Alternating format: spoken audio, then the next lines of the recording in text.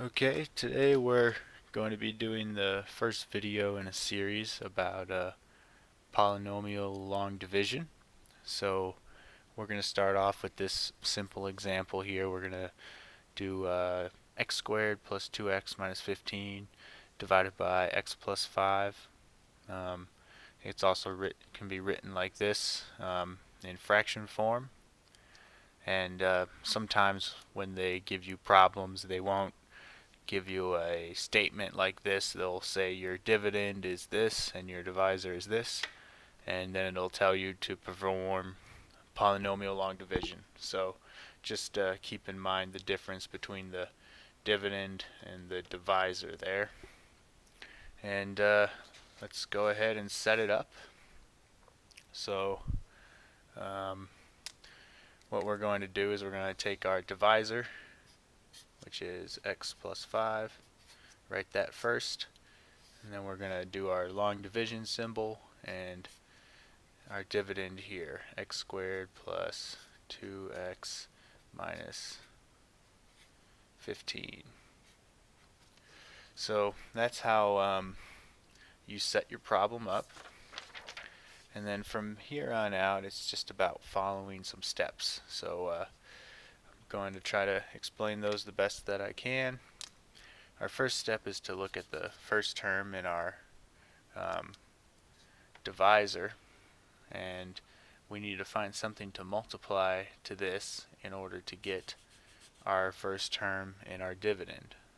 So for example, if we multiply x by another x, we end up with x squared. So that's what we're looking for. And then we take that term and we're going to write it up here. So just saying that again, look at the first term in your divisor.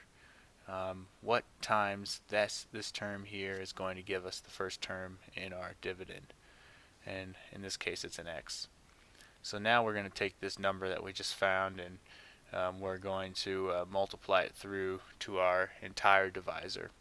So we're going to end up with x times x is x squared, and x times 5 is plus 5x. So we multiply and then write it down here. So the next operation that we perform is we're going to add both of these together. And before we add, we're going to distribute a negative to this term that we just wrote down here. So what's going to happen here is this negative is going to distribute in, and that's going to become negative, and that's going to become negative. And then we're just going to add like normal. So we have x squared plus a negative x squared, which gives us 0. And then we have 2x plus a negative 5x, which is going to give us negative 3x. And then we just take this term here that we didn't do anything to and bring it down.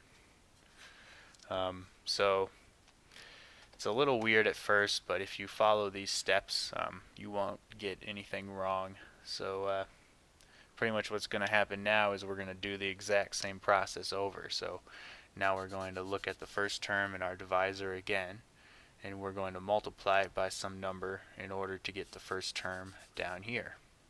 So what multiplies with x to give us negative 3x? That's going to be negative 3, so I'll write negative 3 up there. And then we're going to take our negative 3 term and multiply it to this entire term here and write it down below. So negative 3 times x is negative 3x, and negative 3 times positive 5 is negative 15. And then we're going to perform this same addition and negative distribution. So we're adding these two together but also distributing a negative. So we're going to have negative 3x plus, well, this negative distributes in and makes this positive. So it's negative 3x plus a positive 3x, so that gives us 0. And then over here it's negative 15 plus a positive 15, which also gives us 0.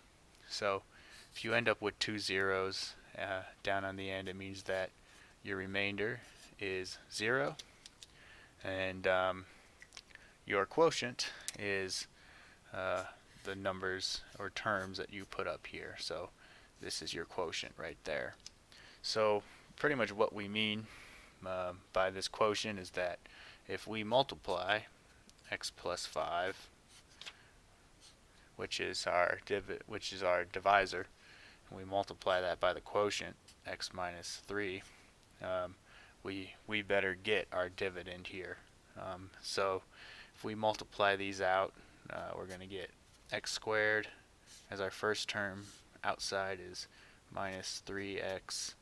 Inside is plus 5x. And last is going to be minus 15. And simplifying, we get x squared. These two terms are going to become plus 2x minus 15. And looks like those two terms are the same. So we did this correctly. Sometimes we will get a remainder, but in this case there's no remainder, and we will do some more examples in other videos.